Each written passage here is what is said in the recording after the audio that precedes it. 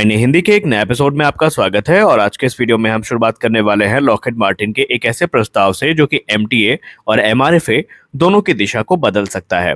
आप सबको पता है कि लॉकहीड मार्टिन अपने अलग अलग प्लेटफॉर्म को भारत को ऑफर कर रहा है, जिसमें AC-130, C-130J सुपर हरक्यूलिस और F-21 शामिल है। हालांकि ये एयरक्राफ्ट अलग अलग कंपटीशन को ध्यान में रख करके प्रस्तुत किए गए हैं। एक तरफ जहां F-21 एमआरएफए में राफेल, यूरोफाइटर टाइफून, F-15EX और Su-35 से कम्पीट कर रहा है, तो वहीं C-130J सुपर हरक्यूलिस जो है ये C-390 millennium, Airbus A400 Atlas और दूसरे जो एयरक्राफ्ट है उनसे कम्पीट करता नजर आ रहा है।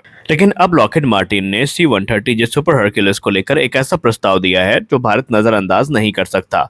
लॉकहीड मार्टिन ने हाल ही में अपने एक एम्बिशियस प्रपोजल को अनवील किया है, जहां पर वो भारत को एक हाईली कस्टमाइज और specialised variant C-130J super Hercules का ऑफर करने के लिए तैयार हैं। और ये जो विशेष वेरिएंट है ये स्पेशल ऑपरेशंस को ध्यान में रख करके डिजाइन किया गया है। ये एक ऑफर ऐसे समय पर आया है जब इस समय मीडियम ट्रांसपोर्ट एयरक्राफ्ट टेंडर को लेकर के भारतीय वायुसेना काफी ज्यादा एक्टिव नजर आई है। दरअसल यूएस डिफेंस जायंट अपने पूर्व के जो एयरक्राफ्ट भारतीय वायुसेना में ऑपरेट होते रहे हैं उनके अनुभव को आधार बना करके अपना ये जो नया प्रस्ताव है वो सामने रख चुकी है। दरअसल आपको बता दें कि कई क्रिटिकल मिशन ऐसे थे जहां पर भारत ने C-130J सुपर हरक्यूलिस की सहायता से जो नेशनल सिक्योरिटी गार्ड्स और दूसरे स्पेशल फोर्सेस यूनिट हैं इनको पूरे इंडिया में डिप्लॉय किया था या इंडिया के अलग अलग जगहों में रैपिडली डिप्लॉय किया था। और अब इसी चीज को फाउंडेशन बना करके लॉकहीड मार्टिन ने C-130J SOF यानी हाईली कस्टमाइज्ड जो वेरिएंट है स्पेशल ऑपरेशन फोर्सेस के लिए उसको विकसित किया है और भारत को ऑफर किया है। लॉकहीड मार्टिन का ये कहना है कि ये जो SOF वेरिएंट होने वाला है C-130J का, ये अनपैरेलल्ड वर्सेटिलिटी और कोर कैपेबिलिटी के साथ देखने को मिलेगा और भारत की ताकत को कई गुना ज्यादा बढ़ा देगा।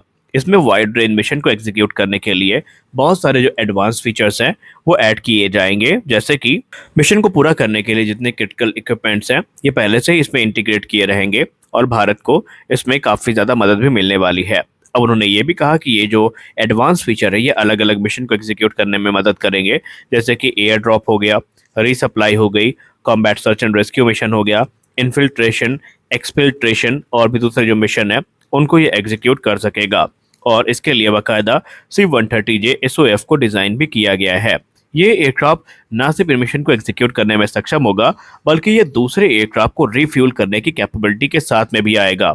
इसके अलावा जो कह सकते हैं भारत सहयोग करता है दूसरे देशों का, उसमें भी ये काफ़ी ज़्यादा मदद करेगा, जहाँ पर जरूरी साजो सामान जो है वो एक जगह से दूसरी जगह पहुंचा सकेंगे। इसके अलावा और अधिक इन्फॉर्मेशन देते हुए लॉकहीड मार्टिन की तरफ से कहा गया कि जो C-130J SOF है इसे एक फॉर्मिडेबल कॉम्बैट प्लेटफॉर्म के तौर पे भी ट्रांसफॉर्म किया जा सकता है। यानी इन शॉर्ट उन्होंने AC-130 का जो इंटीग्रेशन है वो C-130J SOF में करने की बात करी है, जहां पर इसे एक 30 mm के कैनन से इक्विप किया जाएगा। इसके अलावा इसमें प्रिसीजन गाइडेड मिसाइल्स हमें देखने को मिल जाएंगी जो कि close air support, arm reconnaissance और दूसरे जो मिशन है उनको एग्जीक्यूट करने में सक्षम होंगी। ये एयरक्राफ्ट ना सिर्फ ऑफेंसिव रोल में इस्तेमाल किया जाएगा बल्कि ये काफ़ी सेफ भी होने वाला है। दरअसल अगर हम रिपोर्ट्स की बात माने तो इसमें स्मार्ट जो काउंटर मेजर्स है इनका इस्तेमाल किया जाएगा जो कि इसे काफ़ी डिफेंसिव एड प्रदान करेंगे। इसमें बहुत सारे एडवांस सेंसर्स का इस्तेमाल किया जाएगा और इसकी जो नाइट विजन कैपेबिलिटीज़ हैं ये काफ़ी ज़्यादा उच्च कोटि की होंगी। तो इन सारे ऑफर्स के साथ जो लॉकहीड मार्टिन है वो कॉन्फिडेंट है कि भारतीय वायुसेना का जो ध्यान है ये एयरक्राफ्ट केंद्रित करने में निसंदेह सक्षम होंगे। और साथ ही साथ लॉकहीड मार्टिन ने यह भी कहा है कि अगर भारत एमआरएफए में जो F-21 है उसको सेलेक्ट कर लेता है तो भारत को फ्यूचर के जो बेनिफिट है ये काफ़ी ज़्यादा मिलेंगे। दरअसल यहाँ पर कुछ डिफेंस एनालिस्ट वेस्टर्न है वो ऐसा मानते हैं कि अमेरिका भारत को सीधा 5th generation fighter aircraft supply करने के मूड में नहीं है। अमेरिका ये चाहता है कि भारत पहले उनसे 4.5 जनरेशन के एयरक्राफ्ट को खरीदे, उसके बाद अमेरिका भारत के सैन्य संबंध और प्रगाढ़ हो, तब जाकर के भारत को जो 5th जनरेशन फाइटर एयरक्राफ्ट है वो ऑफर किए जाए। हालांकि F-21 की बात करें जो कि लॉकहीड मार्टिन के हिसाब से एक प्रबल दावेदार है, तो ये जो लेगेसी F-16 है उनका एक अपग्रेडेड वेरिएंट है, ये यूं कह ले F-16 वाइपर का ये एक अपग्रेडेड वेरिएंट है। भारत के सामने दिक्कत ये है इस एयरक्राफ्ट को लेकर कि भारत अगर इसको लेना भी चाहे तो भारत को बहुत सारे फैक्टर्स हैं जिनको ध्यान में रखना होगा। सबसे बड़ा फैक्टर तो ये है कि इसे पाकिस्तान के द्वारा भी ऑपरेट किया जाता है, यानी F-16 के जो वेरिएंट है पाकिस्तान भी ऑपरेट करते हैं और पाकिस्तान के पायलट को इसकी हर खामियों के बारे में पता है, लेकिन भारतीय वायुसेना के लिए ये एयरक्राफ्ट पूरे तरीके से नए होंगे। तो भारत की इस समस्या को दूर करने के लिए लॉकहीड मार्टिन ने टिप्पणी करी है कि अगर भारत F-21 को सेलेक्ट करता है तो ये सेम वेरिएंट किसी भी अन्य देश को ऑफर नहीं किए जाएंगे। हालांकि ये आश्वासन भारत के लिए संतोषजनक बिल्कुल भी नहीं है, लेकिन इसको और ज़्यादा यहाँ पर अट्रैक्टिव बनाने के लिए इसमें बताया गया है कि इसमें ट्रिपल मिसाइल लॉन्चर्स का इस्तेमाल किया जाएगा, यानी एक पायलन में तीन तीन मिसाइल इंटीग्रेट की जा सकेंगी जो कि एयर टू एयर मिसाइल होंगी और इससे इसकी कॉम्बैट कैपेबिलिटी काफ़ी इन्हांस होगी।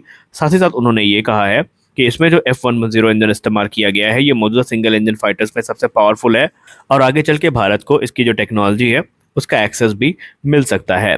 और उन्होंने ये भी कहा कि जो F-21 है इसमें 5th जनरेशन फाइटर एयरक्राफ्ट जैसे कि लॉकहीड मार्टिन F-35 हो गया, इसकी टेक्नोलॉजी को इनकॉर्पोरेट किया गया है। इसमें एडवांस सेंसर और एवियोनिक्स यूज़ की गई हैं जिससे कि अन्य एयरक्राफ्ट की तुलना में ये ज़्यादा घातक भी है और भारत की रिक्वायरमेंट को पूरा करने में सक्षम भी है। यानी कुल मिलाकर के लॉकहीड मार्टिन जो है वो एक तीर से दो शिकार करना चाहता है।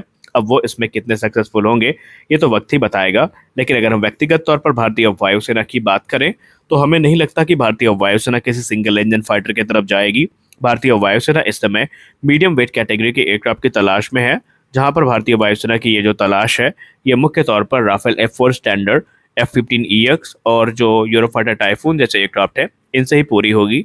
और अभी कुछ इंटरनल जो सोर्सेज हैं उनकी तरफ से ये कहा गया है कि जो हैवी वेट फाइटर्स हैं इनको भारतीय वायुसेना ने तवज्जो नहीं दी है, यानी कि F-15EX की जहां तक बात रही जो कि Su-30 MKI के क्लास का फाइटर एयरक्राफ्ट है, तो भारतीय वायुसेना इसको कंसीडर करेगी भी या नहीं करेगी इसमें संशय के बादल मंडरा रहे हैं। और अगर हम प्रैक्टिकली बात करें तो एक ही एयरक्राफ्ट इस समय ऐसा है जो इस पूरे कंपटीशन को जीत सकता है। अगर ये कंपटीशन अतिशीघ्र फाइनलाइज हुआ तो वो होगा राफेल F4 स्टैंडर्ड, जो कि हाल ही में डसाल्ट एविएशन और जो DRAL है उसके तरफ से जो बड़े डेवलपमेंट देखने को मिले हैं वो इसी तरफ इंगित कर रहे हैं कि एक बड़े डेवलपमेंट की तैयारी चल रही है। क्योंकि आपने पहले सुना होगा नोएडा में एक ग्लोबल MRO फैसिलिटी को स्टैब्लिश किया जाना, जो कि डसाल्ट एविएशन और भारत के साथ एक जॉइंट कोलैबोरेशन होगा, जहां पर इंडियन मिराज 2000 और राफेल फाइटर को MRO सपोर्ट मिलेगा। वहीं जो ग्लोबल ऑपरेटर्स हैं जैसे कि इजिप्ट हो गया और भी दूसरे देश हो गए उनको भी जो MRO सपोर्ट है भारत से प्रदान किया जाएगा।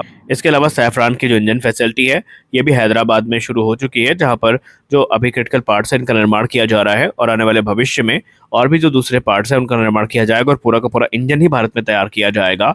तो वहीं डसाल्ट एविएशन की खुद की जो एक असेंबली लाइन है संभावित वो भी नागपुर में स्टैब्लिश होगी।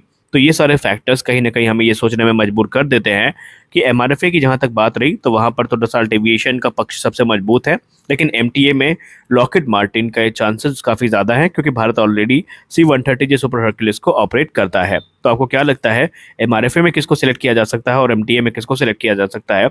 आप अपनी राय कमेंट सेक्शन में ज़रूर दें। मिलते हैं अगले वीडियो में कुछ और अपडेट्स के साथ, तब तक के लिए जय हिंद।